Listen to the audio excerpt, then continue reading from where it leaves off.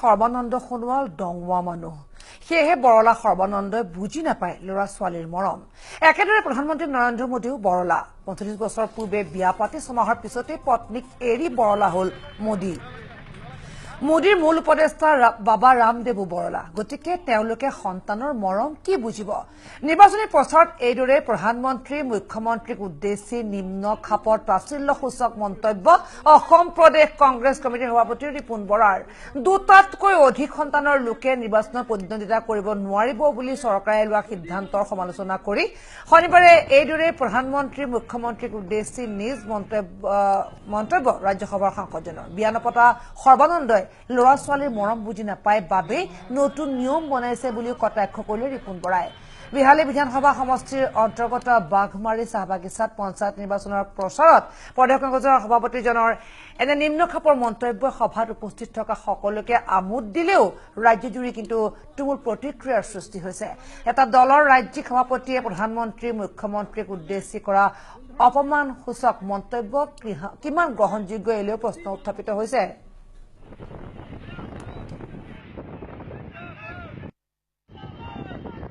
বিজেপিয়ে নতুন এখন আঁচনি দিছে, সেই আঁচনিখনৰ নাম হৈছে দুটাতকৈ বেছি সন্তান জন্ম হলে চাকৰি নাপাব আৰু পঞ্চায়ত কৰিব নোৱাৰিব। এতিয়া আমাৰ কথা হ'ল যে চৰকাৰৰ কাম এইটোৱেই নেকি?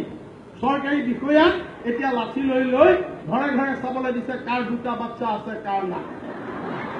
এইটো চৰকাৰৰ কাম। যে এই আইন কোনে কৰিছে? সৰ্বানন্দ সোণোৱালে কৰিছে। তুমিতো কৰিবাই, তুমি দঙুৱা মানুহ, তুমি বৰলা মানুহ, তোমাৰতো ল'ৰা ছোৱালী নাই। তুমি ল'ৰা ছোৱালীৰ মূল কি বুজিবা? তুমি ল'ৰা ছোৱালীৰ মৰম নুবুজা। এই আইন কোনে সমৰ্থন কৰিছে? প্ৰধানমন্ত্ৰী মোদীয়ে সমৰ্থন কৰিছে। তুমিও বৰলা, তুমিও বৰলা। তুমি বিয়া পাতিলা ৪৫ বছৰৰ আগত আৰু বিয়া পাতি ছমাহৰ পিছত পত্নীক বিসৰ্জন দিলা। আজিলৈকে ল'ৰা ছোৱালীক সংসাৰ নকৰিলা। তুমি ল'ৰা ছোৱালীৰ মূল কি বুজিবা? আৰু এইটো কাৰ কথাত কৰিছে? কাৰ কথাত কৰিছে? তেওঁলোকৰ উপদেষ্টা হৈছে ৰামদেৱ, বাবা ৰামদেৱ। ৰামদেৱ একে তেওঁ বৰলা, তেওঁ বিয়া বাৰু নাই কৰা। মুঠৰ ওপৰত ৰিপুণ বৰাৰ ভাষ্যত নিৰ্বাচনী প্ৰচাৰত এইদৰে সকলোৱে ৰস ললে যদিও কিন্তু প্ৰশ্ন উত্থাপিত হৈছে। একেদৰেই প্ৰধানমন্ত্ৰী নৰেন্দ্ৰ মোদী মুখ্যমন্ত্ৰীক উদ্দেশ্যি নিম্ন খাপৰ তাচ্ছিল্যসূচক মন্তব্য কৰিলে ৰিপুণ বৰাই। দুটাতকৈ অধিক সন্তানৰ লোকে প্ৰতিদ্বন্দ্বিতা কৰিব নোৱাৰিব এই নিৰ্বাচনত সেই সিদ্ধান্ত বিৰোধিতা কৰি তেওঁ এক প্ৰকাৰ সমালোচনাত মুখৰ হ'ল আজি এই নিৰ্বাচনী প্ৰচাৰ সভাত। বিজেপিয়ে নতুন এখন আঁচনি দিছে, সেই আঁচনিখনৰ নাম হৈছে দুটাতকৈ বেছি সন্তান জন্ম হলে চাকৰি নাপাব আৰু পঞ্চায়ত কৰিব নোৱাৰিব। এতিয়া আমাৰ কথা হ'ল যে চৰকাৰৰ কাম এইটোৱেই নেকি?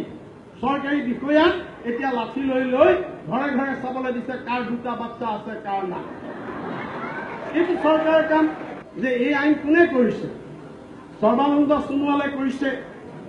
তুমিতো কৰিবাই, তুমি দঙুৱা মানুহ, তুমি বৰলা মানুহ, তোমাৰতো ল'ৰা ছোৱালী নাই। তুমি ল'ৰা ছোৱালীৰ মূল কি বুজিবা? তুমি ল'ৰা ছোৱালীৰ মৰম নুবুজা। এই আইন কোনে সমৰ্থন কৰিছে? প্ৰধানমন্ত্ৰী মোদীয়ে সমৰ্থন কৰিছে। তুমিও বৰলা, তুমিও বৰলা। তুমি বিয়া পাতিলা ৪৫ বছৰৰ আগত আৰু বিয়া পাতি ছমাহৰ পিছত পত্নীক বিসৰ্জন দিলা। আজিলৈকে ল'ৰা ছোৱালীক সংসাৰ নকৰিলা। তুমি ল'ৰা ছোৱালীৰ মূল কি বুজিবা?